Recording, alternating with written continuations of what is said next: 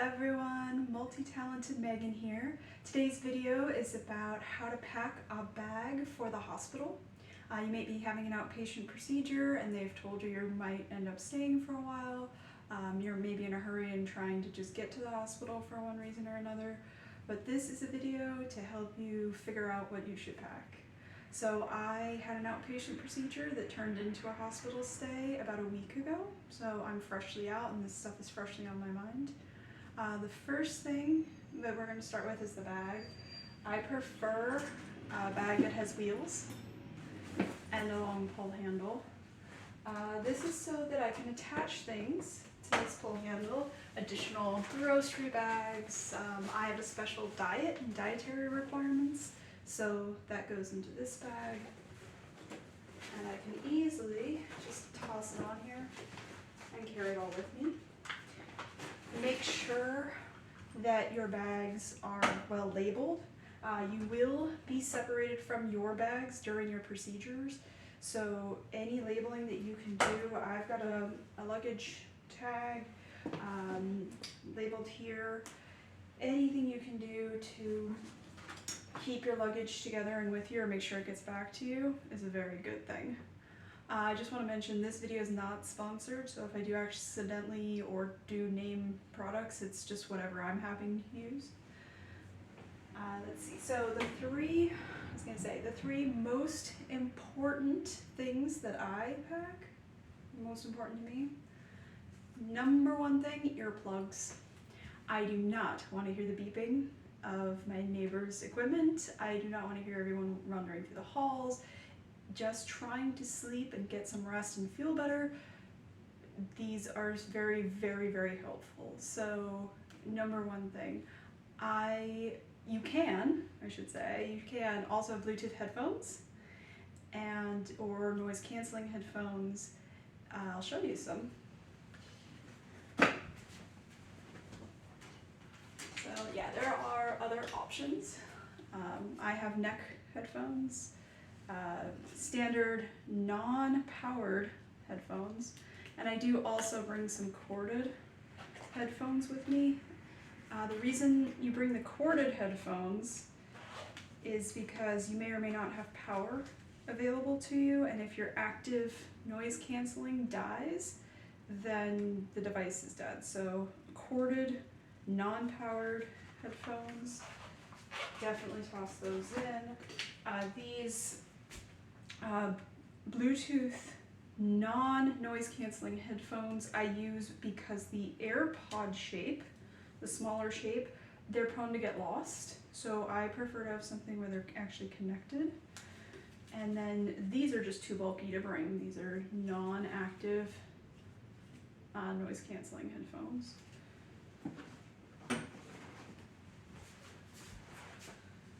The second most important thing that I bring with me is an eye mask, because the nurses sometimes leave a light on where I can't reach it, and so the ability to shut the world out some more and actually try to get some sleep between them coming in and checking my vitals, super important.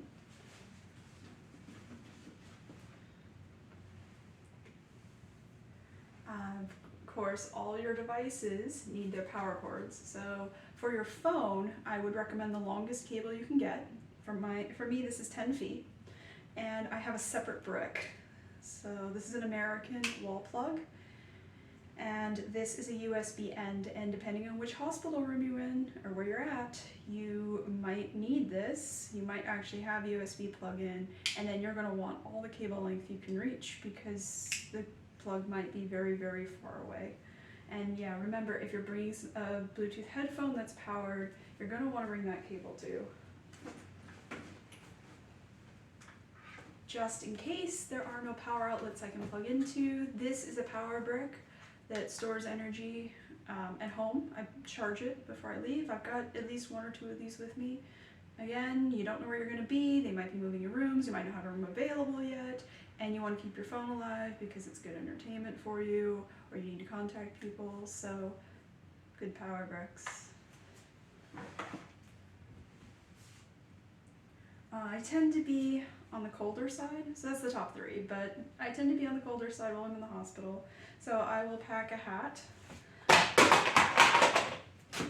and some pants. So being too warm in the hospital, that's an easy fix. You're in a hospital gown, you just toss your blankets aside, you ask your nurse for some cold water, see if they can change your room temperature, but being too cold is much more difficult. So a hat, a fuzzy pair of pants, make sure these are drawstring only if you can. Anything with elastic may or may not be a good or useful feeling depending on what procedures you're having done. And because most of the monitors they're doing are blood pressure, oxygen, temperature checks, IV is in, it's mostly upper body stuff. So a lot of times they'll let me put these on while I'm still in my hospital gown.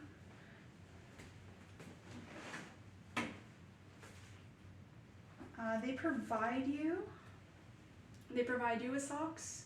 I do bring a pair of my own with grippy socks that are warmer. I rarely use them, but I do have them because I prefer not to be cold. And I will occasionally pack a pair of these. I don't know the quality of what the hospital will give me. I've had good and bad quality throughout the years. So usually I'll end up packing both. You're not allowed to take your own medications in the hospital, but I do still bring them as if I were going on vacation. I have some strange and weird medications that are sometimes hard to get a hold of. So, and you also, I should say, you also do not know how much time it's going to be between when they discharge you and you actually make it home. And so you're going to want to have any medications that you normally take. I would still have them with me.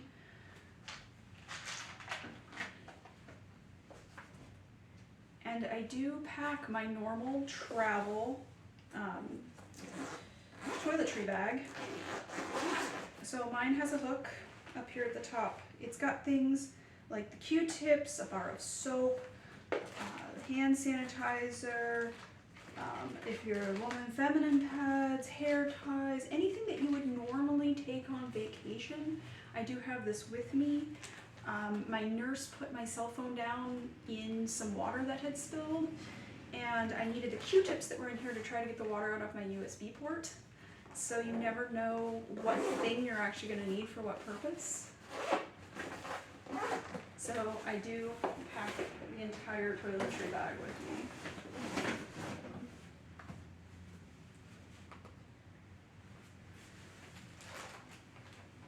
You may end up being there for a while. If so, you may end up taking a shower there. This is a hair towel so that my longer wet hair is not dripping all over my bed and my pillows and all that. I also bring a washcloth of my own. I may want to take a sponge bath in the sink. Depends on what procedure you're having and how long you're going to be there for, but it's always good to have just in case.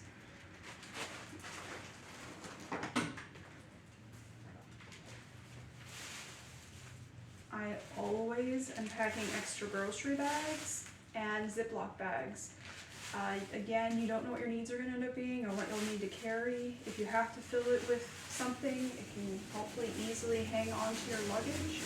Toss it on here and bring it with you. The number one thing I use this for is when I have to take my shoes off and I have to put the shoes in the bag with the clothing I wore in. So I will toss my shoes into a bag like this. Two shoes go into the bag to keep my shoes from getting the rest of my clothing dirty.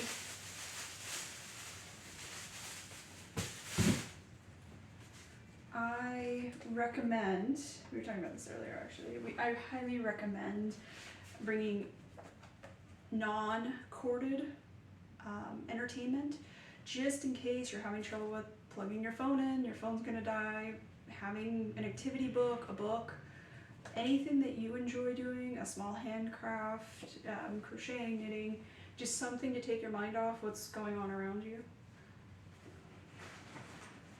And of course the pen that you'll need to go with it.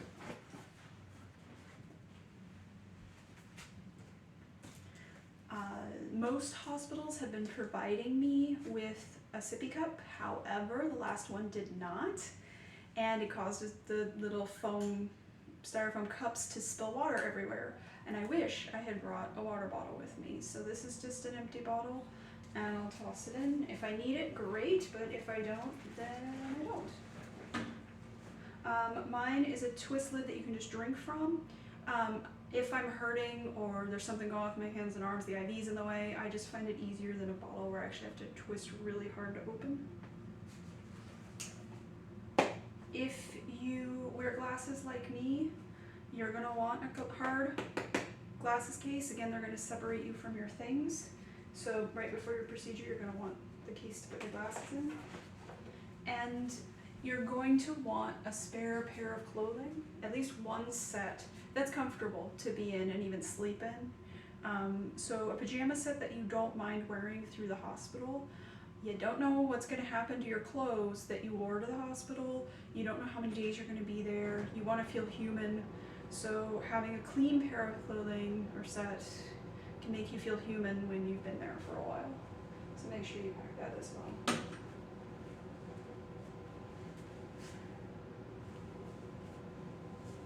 The last two items that I have on the list, I had to have nurses help me to the bathroom every single time, and I've had really good responsive nurses, and I've had really awful, you call for service and you're waiting 45 minutes to an hour service.